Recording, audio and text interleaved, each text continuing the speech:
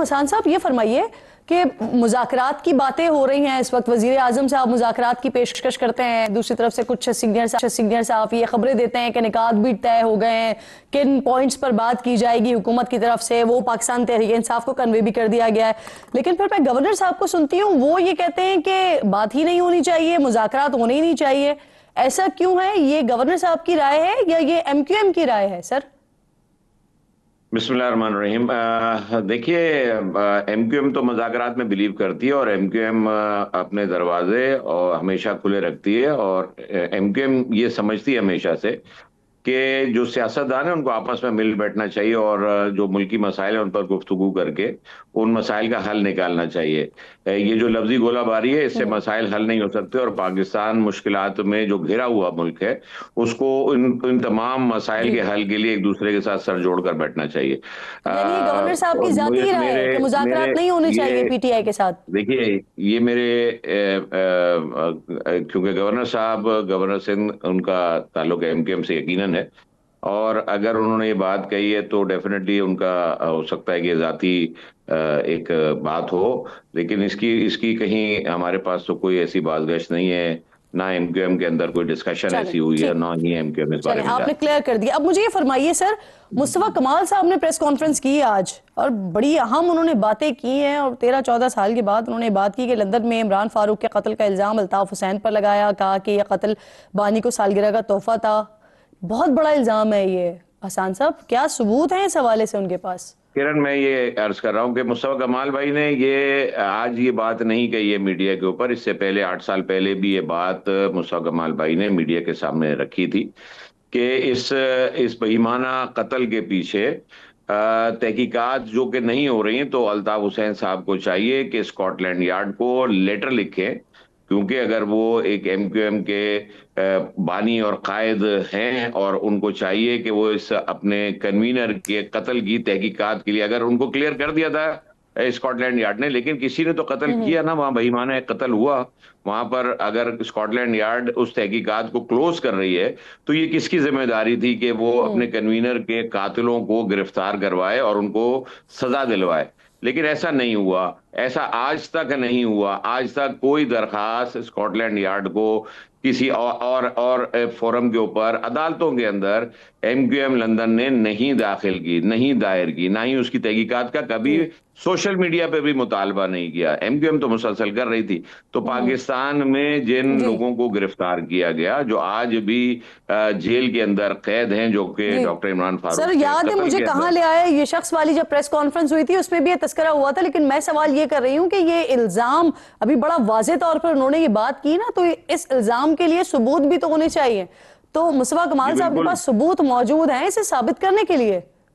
देखिए, मुस्तफा भाई ने कह रहे हैं ना कि अगर उनके बेटे दोबारा ये केस रीओपन करते हैं तो वो साथ देने को तैयार हैं, वो अदालत जाने को तैयार हैं साथ में।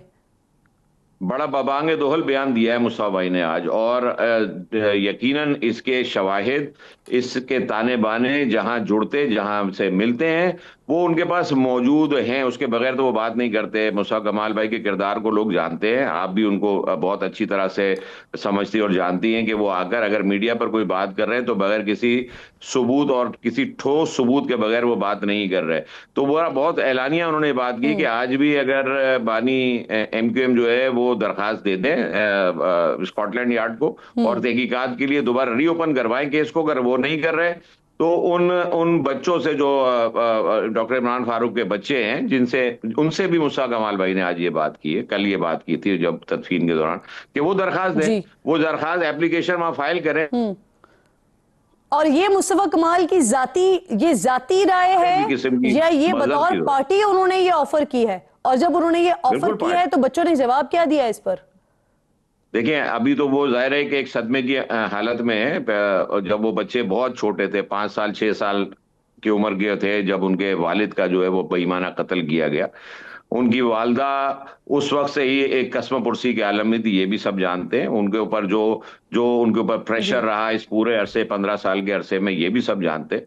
और इसी दौरान में ये बच्चे बड़े हुए, तो डेफिनेटली अब उनको थोड़ा सा एक एक एक टाइम चाहिए। उस टाइम के लिए उनके एक बात उनसे जरूर उनके जहन में रखी गई है, एक उनके सामने रखी गई है कि उनको इस सारे सिस्टम को क्रैक करने में जहां कहीं जरूरत पेश आएगी, वहां मुस्तफा कमाल भाई कहते हैं कि हम उनके साथ भी खड़े होंगे, हम उसे इन्वेस्टिगेशन में मदद करेंगे। आप ये कह रहे हैं कि ये पार्टी की तरफ से बतौर पार्टी उन्होंने ऑफर की है, सारी पार्टी इस बात पर मुत्तफिक है कि वो बानिए एमक्यूएम के खिलाफ जाएंगे। देखिए, मुस्तफा कमाल भाई एमक्यूएम के सीनियर रहनुमा है, एमक्यूएम की तरफ से इलेक्टेड मेंबर हैं, एमक्यूएम के इलेक्टेड मेंबर होने की हैसियत से हुकूमत पाकिस्तान की वजारत सेहत के वजीर हैं। आज आपने जो मजमा देखा वो एमक्यूएम के ही कारकुनों का था। एमक्यूएम के मरकज बहादराबाद पर बैठकर ये बात की, तो डेफिनेटली एक पार्टी की बात है। और उसके अंदर अगर कोई और मुझे बताइए, वो कह रहे हैं कि इस कत्ल का इल्म सिर्फ उन्हें नहीं बल्कि दीगर लोगों को भी था, तो वो कौन लोग थे जिनको ये इल्म था, कौन कौन जानता था इस बारे में? हसन साहब, देखिए, ये चूंकि उस वक्त दो राब्ता कमेटियां होती थी, एक एमक्यूएम लंदन थी, एक एमक्यूएम पाकिस्तान थी। जो उनके चीदा रहनुमा जो लंदन में बैठे थे, जो पाकिस्तान में मौजूद थे, वो सब इससे वाकिफ हैं और ये बात लोगों के इल्म में। लेकिन वो जिस खौफ में मुब्तला रहे इतने अरसे तक, उस खौफ को तोड़ना पड़ेगा। उस खौफ को तोड़ेंगे ही तो ये बात सामने आएगी कि वाले थे फारूक सत्तार साहब हो गए, हैदर नकवी साहब हो गए, दीगर लोग हो गए, खालिद मकबूल सिद्दीकी हो गए, अब साबिक मेयर हो गए, ये तमाम लोग तो आज भी आप लोगों के साथ हैं ना, तो ये क्यों नहीं आ रहे, फिर ये क्यों नहीं बात कर रहे हैं? मुस्तफा कमाल साहब ने सिर्फ अकेले दावा किया है या इल्जाम लगाया है या बात की है? इसी बुनियाद पर तो ये बात मुस्तफा भाई कह रहे हैं ना, क्योंकि जब अगर मीडिया के सामने नहीं तो पसे पर्दा तो ये बात हुई है ना, जब भी तो ये बात कर रहे हैं कि इल्म में तो सबके मौजूद है। तो अगर वो पसे पर्दा रहकर कोई मदद कर सकते हैं तो उनको भी करनी चाहिए। लेकिन फ्रंट के ऊपर मुस्तफा कमाल आने को तैयार है। मुस्तफा भाई ने जिस जोर शोर से ऐलान किया है, और यकीन जानिए कि उसके ऊपर जब भी कोई बास्पोर्ट किसी भी उसके ऊपर लेवल पे होगी, उस पर खड़े हुए दिखाई देंगे। और लोग भी शामिल होंगे। हमारा ये ईमान है, हमारा यकीन है। छोटा सा ब्रेक लीजिए नाज़रीन, ब्रेक के बाद वापस आते हैं, एक और अहम मामले की जानिब बढ़ेंगे।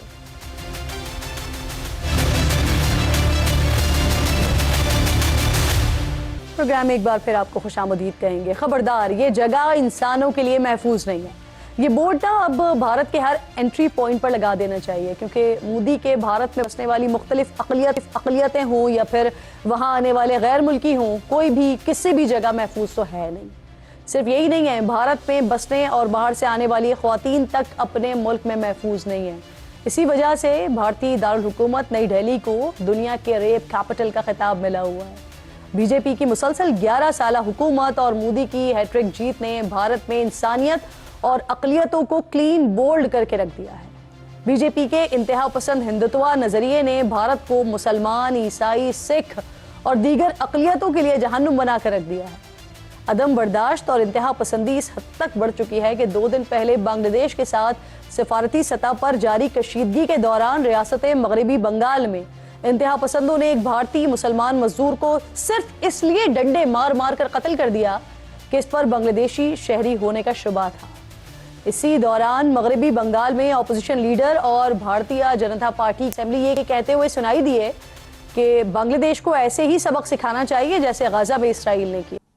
3 दिन पहले भारत के मुख्तलिफ इलाकों में इंतहा पसंद हिंदुओं ने क्रिसमस के त्यौहार को मसीही बरादरी के लिए अजाब में बदल दिया। रायपुर, आसाम, मध्य प्रदेश में क्रिसमस की तकरीबात पर हमले किए गए, गिरजा घरों और शॉपिंग मॉल्स में तोड़फोड़ की गई। दारुल हुकूमत दिल्ली में क्रिसमस मनाते खवातीन और बच्चों को हिरासा किया गया। दिल्ली की जामिया मिलिया इस्लामिया यूनिवर्सिटी ने मुसलमानों के खिलाफ मजालिम से मुतालिक सवाल पर प्रोफेसर को मुअत्तल कर दिया। मोदी की भारत को हिंदुत्वा रियासत में तब्दील करने की कोशिश के हवाले से दिल्ली के गैर सरकारी इदारे centre for study and research ने तहकीकाती रिपोर्ट जारी की है, जिसमें कहा गया है कि भारत में मुसलमानों के ज़ेर इंतजाम आला तालीमी इदारों में गैर मुस्लिम तलबा की तादाद मुस्लिम तलबा के मुकाबले में ज़्यादा है। रिपोर्ट के मुताबिक गैर मुस्लिम तलबा की तादाद 52.7%, जबकि मुस्लिम तलबा की तादाद सिर्फ 42% है। बरसगीर के मारूफ तालीमी इदारे अलीगढ़ मुस्लिम यूनिवर्सिटी के अक़लियती किरदार को ख़त्म करने के लिए इंतहा पसंद मुसलसल मुतहर्रिक हैं। 3 दिन पहले ही इसी अलीगढ़ मुस्लिम यूनिवर्सिटी में एक मुसलमान उस्ताद को फायरिंग करके कत्ल कर दिया गया।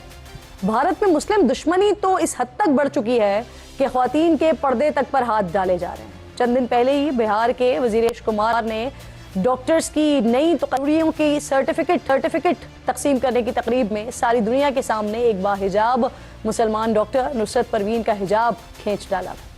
असल में नीतीश कुमार की इस घटिया हरकत के साथ ही भारत के मुंह से सेकुलरिज्म का झूठा नकाब उतर गया है। इससे भी घटिया हरकत सोशल मीडिया पर गर्दिश करती हुई उस अफसोसनाक वीडियो में सामने आई जहां रियासत गुजरात में मुसलमानों के घर गिराए जाने के दौरान हिंदुत्व नजरिए को खुश करने के लिए एक बापर्दा खातून को सरेआम बालों से पकड़कर घसीटा गया। ये तो चंद मिसालें हैं ना, वरना भारत में मुसलमानों और दीगर अक़लियतों के साथ होने वाले मजालिम का हिसाब किताब शुरू हो तो शायद कई दिन लग जाएं, कई हफ्ते लग जाएं और जुल्म की दास्तानी रकम ना हो, खत्म ना हो। आलमी इदारे भी मोदी सरकार के नफरत के बयानिए पर आवाज उठा रहे हैं। अमरीकी विफाकी agency US commission on international religious freedom ने अपनी रिपोर्ट में भारत में मजहबी इंतहा पसंदी को हासिल सरकारी सरपरस्ती पर तशवीश का इजहार करते हुए भारत पर पाबंदियां लगाने की सिफारिश की है। रिपोर्ट में कहा गया है कि 2014 से 2024 तक बीजेपी हुकूमत ने फ़िरका वाराना पॉलिसियां नाफिज की हैं जिसका मकसद भारत को हिंदू रियासत बनाना है। इसी रिपोर्ट के मुताबिक पिछले साल मोदी और बीजेपी ने सियासी हिमायत के लिए मुसलमानों और दीगर मजहबी अक़लियतों के खिलाफ नफरत अंगेज बयानियां और गुमराह कुन मालूमात फैलाई। इसी रिपोर्ट के मुताबिक मजहबी अक़लियतों के खिलाफ गलत मालूमात ने अक़लियतों पर तशद्दुद, टारगेट किलिंग और इबादत गाहों को मिसमार करने जैसे इक़दामात को हवा दी है। दूसरी तरफ इंसानी हुकूक के लिए काम करने वाली भारतीय तंजीमें Citizens for Justice and Peace ने रिपोर्ट में भारत में अक़लियतों के खिलाफ मजालिम के होश उड़ा देने वाले आदाद शुमार जारी किए हैं। रिपोर्ट के मुताबिक जून 2024 से जून 2025 के दरमियान भारत भर में मजहबी अक़लियतों के खिलाफ नफरत अंगेजी के 950 वाक़यात रिकॉर्ड हुए हैं। रिपोर्ट में कहा गया है कि इनमें से अक्सर वाक़यात में हुक्मरान जमात बीजेपी के अफराद मुलव्विस पाए गए हैं। मोदी की मुसलमान नफरत की एक बड़ी वाज़ेह मिसाल मौजूद है, जो मौजूदा हुकूमत की 71 रुकनी काबीना है। 20 करोड़ आबादी वाली मुस्लिम अक़लियत का एक भी वजीर इसमें शामिल नहीं है।